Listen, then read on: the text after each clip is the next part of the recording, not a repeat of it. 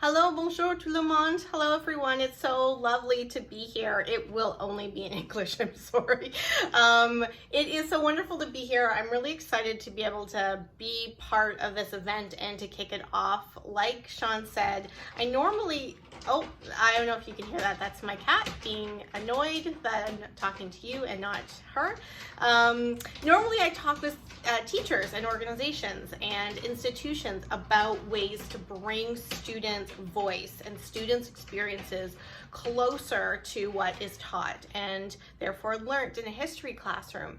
And what's so wonderful about being invited here today is that we're already starting with that basis. We're already starting with you. And that's why it's really exciting for me to be here, because whenever I work with youth, I really want to emphasize that you are going to change the world, or that the world has already been changed by you being here. Just your presence and the work that you've done with Vimy Foundation, with the work in your communities, that is already changing the world.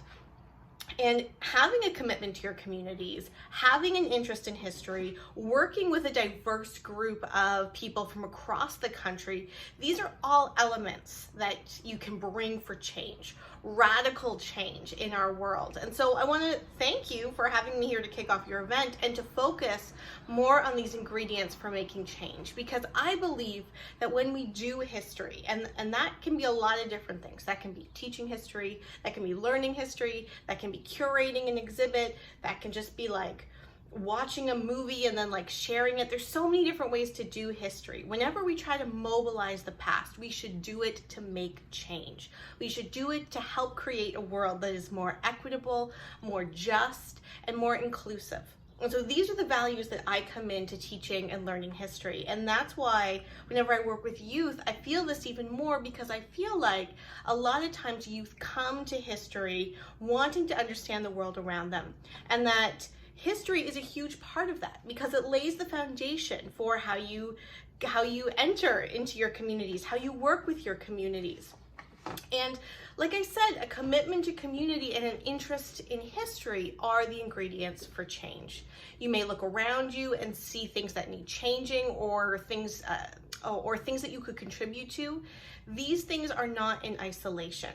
They are all part of history, your commitment to them and the need for them itself. They're part of a history and a legacy that goes beyond us. And so allowing ourselves to understand both our histories of coming to these things and these things themselves. So when I say things, I mean like things in your communities that you're working towards, or even just understanding big events like world wars better. When we understand them, it allows us to better approach a problem or a situation that isn't just reactive to this moment, but is based on a lasting need and therefore lasting change. And this idea that we want to change involves kind of rectifying or unearthing layers of experiences and ideas that are built into what we see now. And sometimes we get that from kind of capital H history, but not always. Because the more we know about the past in history, the better we can approach change. But the problem is we often conflate capital H history with the past. And these are not the same things.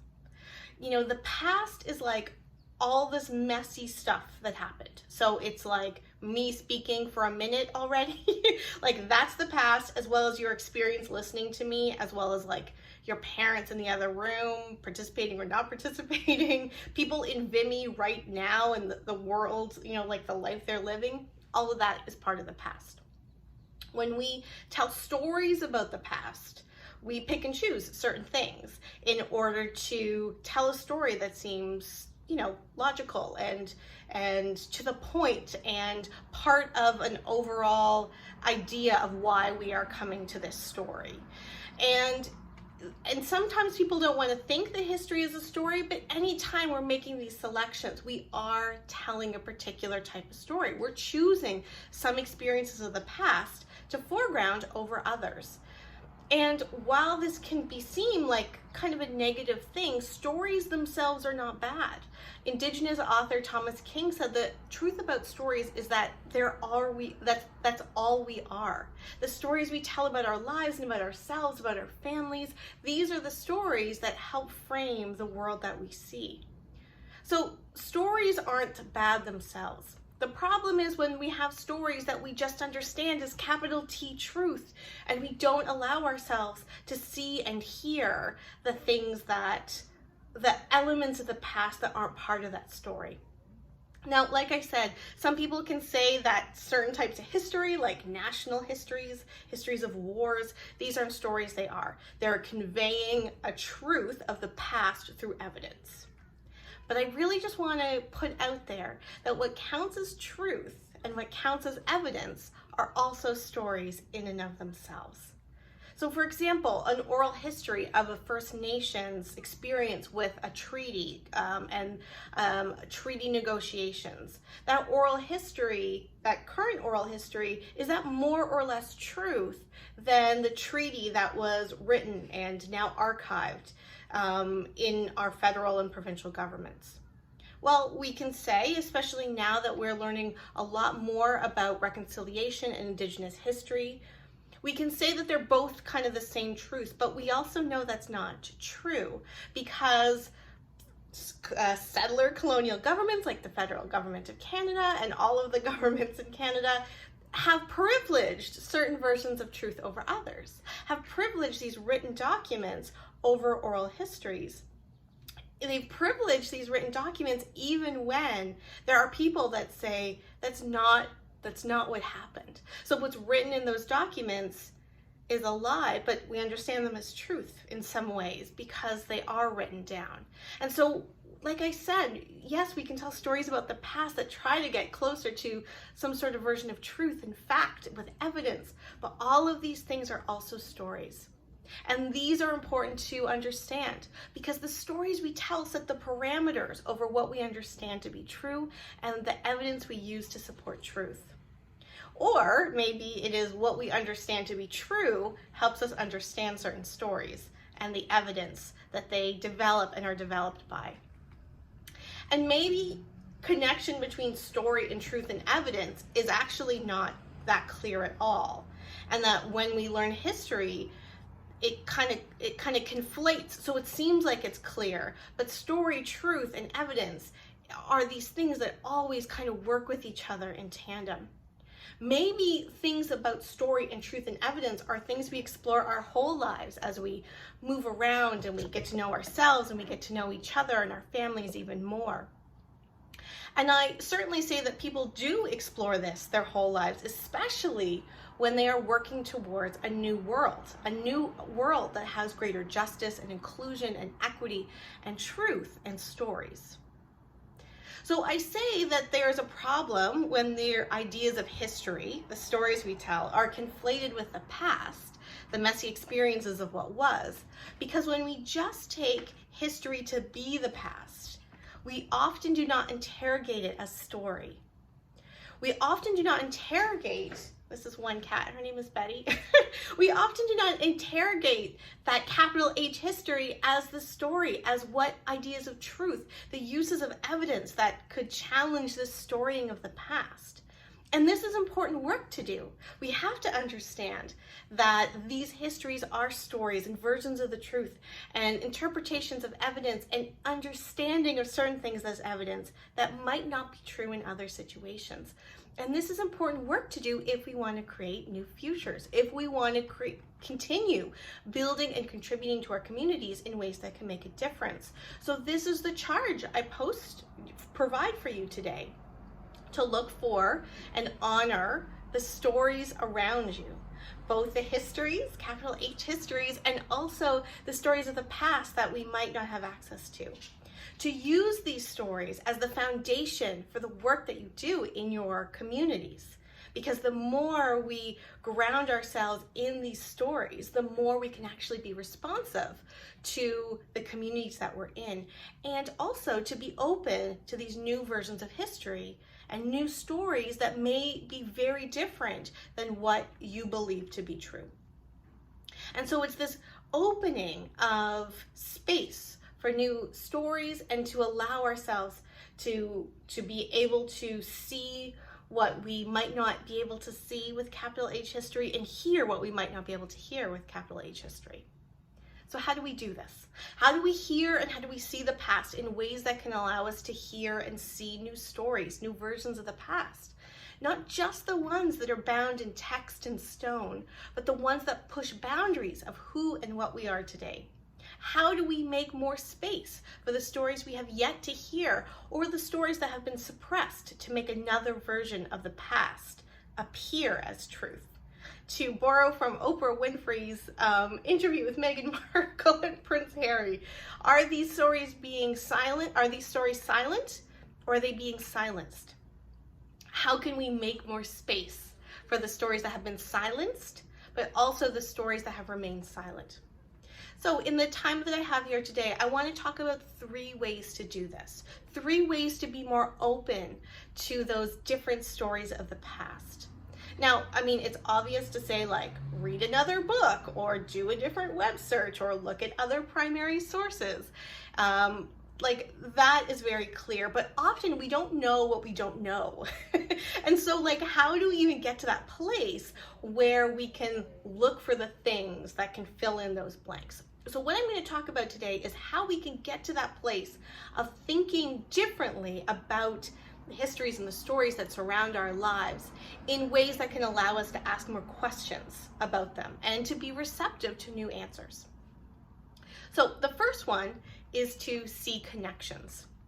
Now, it is very easy to read histories about great individuals and events that built this country or built the community, but often what we miss in these accounts of these great people and events is, and when we miss them, we often therefore don't learn to respect them, is all the people and connections around these great individuals and events. So I often use as an example, or I've used an example in my writing before, like we talk about John A. Macdonald all the time. How often do we talk about all of the people in his household that would have cooked his food, made his clothes, cleaned his house? Like, we don't talk about those, mainly women, at all. And when we don't tell those stories, we don't then respect the care work that surrounds our lives. And so we learn about John A. Macdonald, but we never learn about the many women that have done that work. And so we don't therefore respect in the same way certain forms of feminized care work in today's society. So the first element to being open to new stories and new versions of truth and new evidence is to recognize that no person is an individual, and to see, and that we need to see the web or the matrix of connections we have to each other. And when we do that, it creates a legacy of experience that we can and should interrogate. So, for example, I want to talk about someone that I just learned about like 2 days ago. And his name is Ernest Edward Dennett. Ernest died at Vimy on April the 11th, 1916, and he was 19. And so he is not an age too far from where many of you are right now. According to the historical records that we have, and I just want to be very clear, this is not some part of my personal history. It was really just a random guy, and so it's kind of amazing what I was able to find in just a couple hours of searching. So what we learned is that Edward died from gunshot wounds from the arm, head, and the right leg. And his name, like everyone that died at Vimy, is memorialized on the monument. We learned from his attestation papers that he was born in Collingwood, Ontario, but he lived in Toronto when he enlisted. And we also learned that he was a laborer. We honor his sacrifice on the memorial, and that's extraordinarily important. And when we look at these documents, though, we start to see the other connections, his connections of his next of kin, his mother, or the other people that he worked with as a laborer. When we are thinking about big memorials and things that we are marking as capital H history, are all of these people connected to Ernest memorialized and understood in the same way? For example, do we think about the people that sewed his uniform or cooked his food or prepared the artillery, many of whom were young men, just a couple years younger than Ernest himself? Do we think about the people who hosted him and other soldiers in towns around Vimy, perhaps willingly, perhaps unwillingly, or the people that moved his body or prayed over his body to the cemetery where he's buried in Belgium? Do we think about the last person that he laughed with, or the person his heart was with, or the person who took this picture, Marg Leeson, of his gravesite, or the people who scanned and uploaded and transcribed these attestation papers and people like them? We often don't think of all of these people connected to this one individual. And this is what I'm inviting you to think about today, all of those connections. We also learned from his attestation papers that he lived at 699 King Street West, which, according to the magic of the internet is magic. We should never, ever forget that. It is now this parking lot. And interestingly, if we just kind of move over, I actually had a dinner party at this building right here. In this building, just like steps away from where Ernest would have lived, the couple, one of them was from Alberta originally, one of them was from BC. Their families were from England and Korea. They now live in Nova Scotia, where one of the people in the couple, the woman in the couple, she is a Korean Canadian engineer with a doctorate in engineering, but she left her engineering degree in order to do photography, and now she sends her photographs to people all over the world, including France.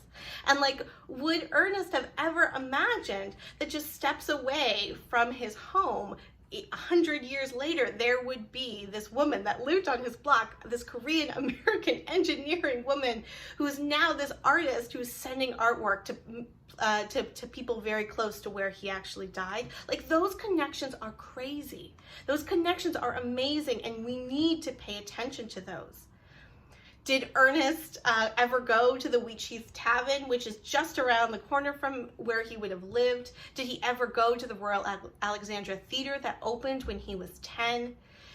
We know that he is a Baptist. Did he attend this particular church, the First Baptist Church in Toronto? Well, this church he wouldn't have attended, because this church was one of the first all-Black congregations in Toronto, and that was founded by formerly enslaved people, served as a function for abolitionist lectures, as well as a stop on the Underground Railroad. So he wouldn't have attended this church, but it was only 30 minutes away from his house. Would he have known about it? Would he have interacted with this congregation? Like, how can we sever those connections from his history? We know that he was a laborer. Did he work at the Gurney Iron Foundry that was just around the corner from his house?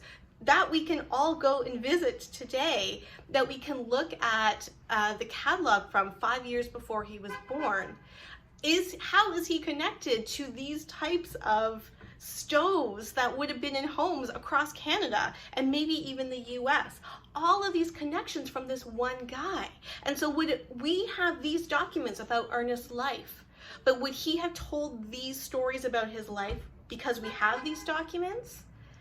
These are the ones we have, and so these are the ones we can say are capital H history. But when we understand these connections, and these are connections based on documents, we can see how much more rich these stories are that we can tell.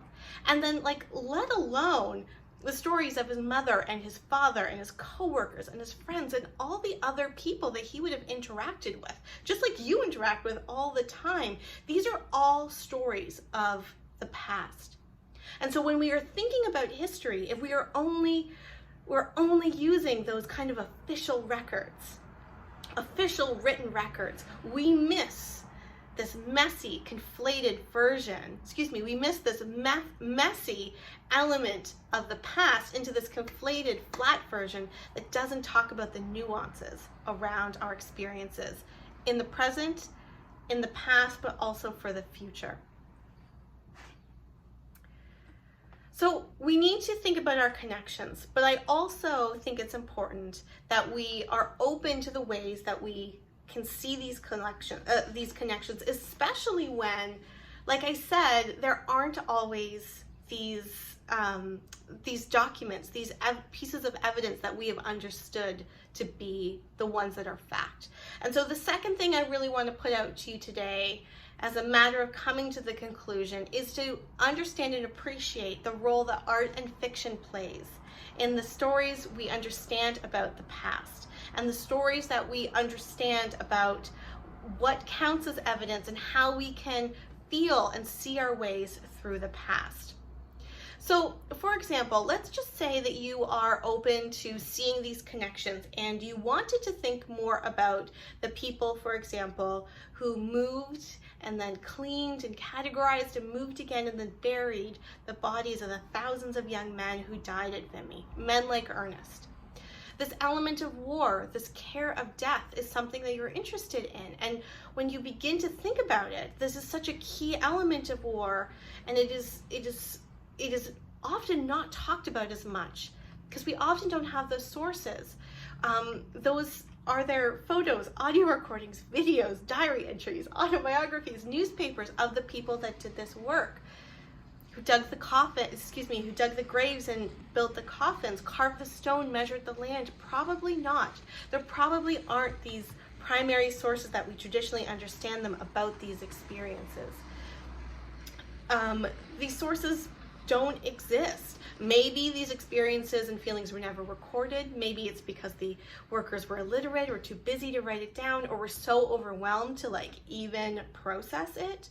Or let's say that the experiences were recorded, but were they saved? Did anyone think they were important enough to be saved? And if they were saved in somebody's house, were they ever saved and made available? Were they preserved and marked as viable in an archive with a temperature-controlled room? Probably not, because so many elements of the past are lost to the past or in the past. And that is why, to ensure that we're honoring the many connections we have in our lives, and to make space for the stories and new forms of truth, we have to be open to telling history and understanding history using art and fiction.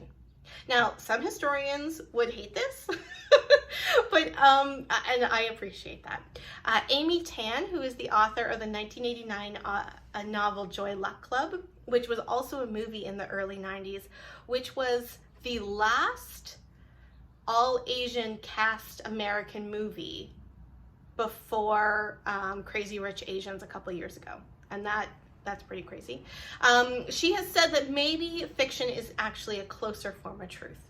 Maybe we need art and fiction to tap into the stories of the past, just that we lack the sources to tell these histories. Does it mean that these histories don't deserve telling if we don't have documented sources? No, it shouldn't. We have to tap into this kind of river of shared human experience to bring these stories and the surrounding evidence to life. And again, historians would have my head for saying this, but I just want to look at the Vimy Memorial itself. When we look at this image, let me just go back over to my screen.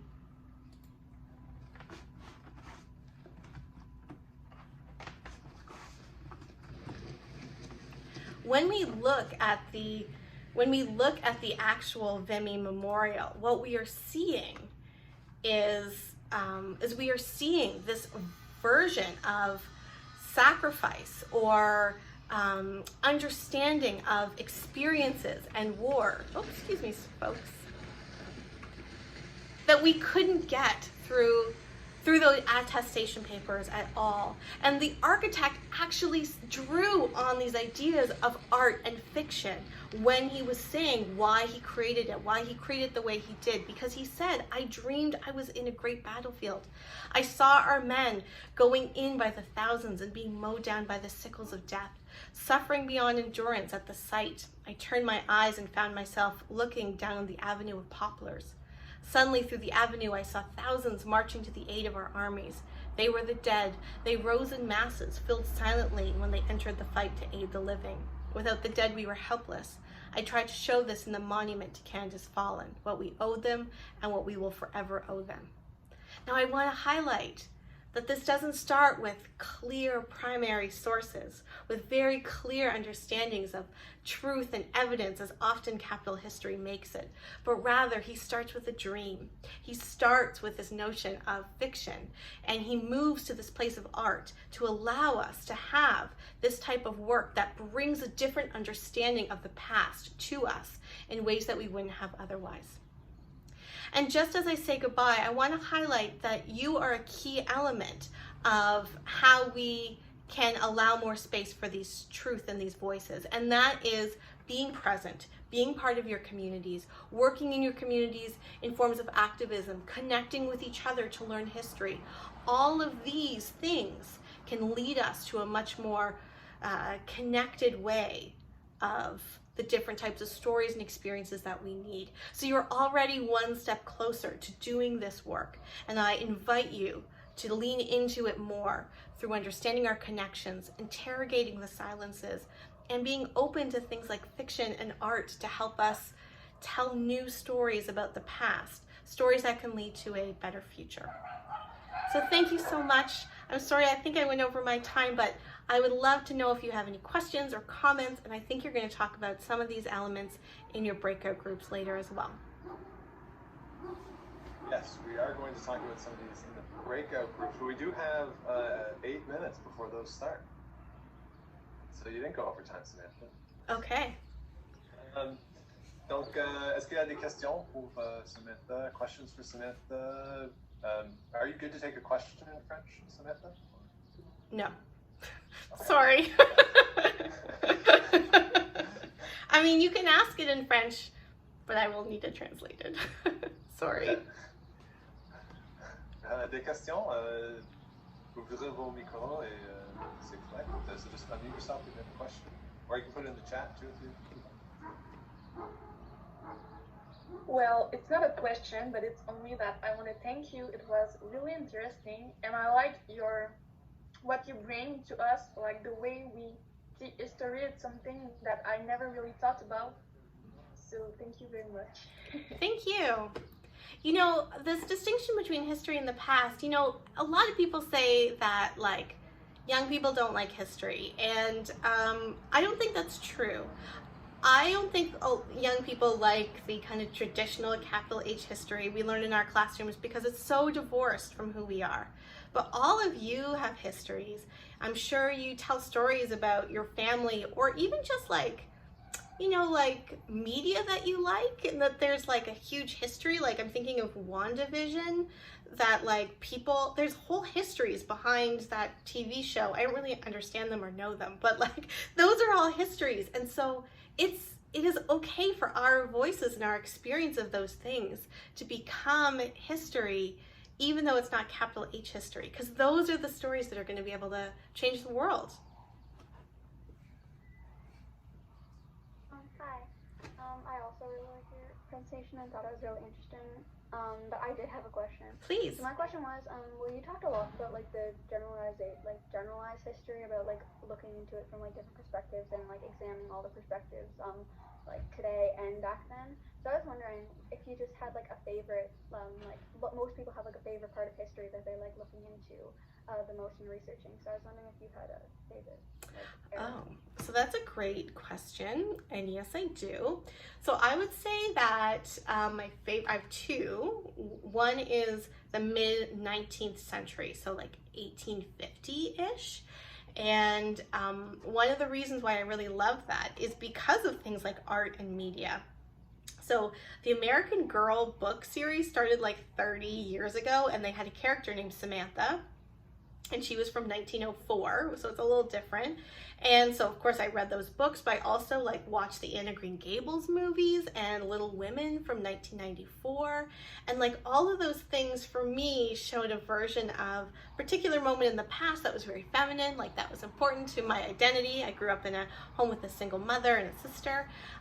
But it also, there were also so many challenges because of things like slavery. I lived in the States for a bit in my childhood, so that was really present. Things like slavery, things like women getting the vote. So it was this interesting moment of like this kind of cool, very feminine period, but also a period that really needed change. And that's why I'm also really drawn to the 1950s, because it's kind of the same type of things. And that also came from movies and TV shows from those periods. So I understand my connection to history very much like situated in stories and histories. So anyway, I would say that 1850 and 1950, because it was both for me like very feminine, a very traditional type of femininity. Like I like the aesthetic of it, like the way it looks, but also moments that really needed some like social justice change, just like all moments, but in particular that. So yeah, anyway, I would say those two. Thanks, that was a fun question. Thank you very much. Yeah, I also like your hammock, Oh, your thank you. chair hammock. Does anyone have a favorite historical movie? Like when I did research with students would tell me in our interviews some of their favorite movies, but they were like, I wouldn't tell my teacher because my teachers say like, that's not history learning, but I don't know, like I learned a lot about women's experiences during World War II because of watching League of Their Own. Not all women's experiences, obviously. Anyone have a favorite historical movie you wanted to share that you learned something from? Yes, mine is Hidden Figures. Oh, Hidden Figures, yeah. Yeah. So I read the book too, so it's really like impressive and stuff like that. So I really enjoyed it. What's cool about reading the book and watching the movie is that the book is about so much more than the movie. So it's like you could read the whole book and then not read the last chapter and just watch the movie. And like the clothes in that movie are like, oh my God, so amazing. I just want to like live in it. Any other movies? Elizabeth, the Golden Age. Oh, I don't think I know that one. What time period is that from? It's Queen Elizabeth I. Oh, right. Yeah. With Kate With, Blanchett? Blanchett. Yeah, exactly. Yeah, she was robbed for the Oscar in Elizabeth, because like that movie was just fantastic. Yeah, I haven't seen the Golden Age. I'll definitely watch it. Thank you. Any others? Often too, when I used to work at an archives and I used to go and I do like workshops with students, and I would ask them about where they've seen the word archive, and I would often say like, have you seen it in video games? Because there's some video games that are really steeped in history and geography in like really, really amazing ways. So I'll throw it out again, anyone learn history from a video game? No, okay. I mean, not me either, but I've heard it can happen. Well, if there's There's a course at Carleton that's all about, in the history department, it's all about video games. Oh, interesting. Yeah. The other Sean Graham teaches them. Ah. Well, if there's no other questions and comments, you are more than welcome to get in touch with me. I'm very easy to find on all the various, online magical connections. I'm on Twitter. I have a website, but Sean can certainly share my email if you have any other questions. And I think you're going to have some discussions about some of these things, and I would love to hear how that turns out. So thank you so much for allowing me to speak for you today and to share about Ernest, who I just learned about 2 days ago. But it was just amazing what we can find. Like, we should never take for granted the magic of the internet. So thank you all. And thank you, Samantha. Thanks for your contributions, everybody. So what we're going to do now is we're going to go off into breakout groups. So sort of Holly will snap her fingers and we'll be in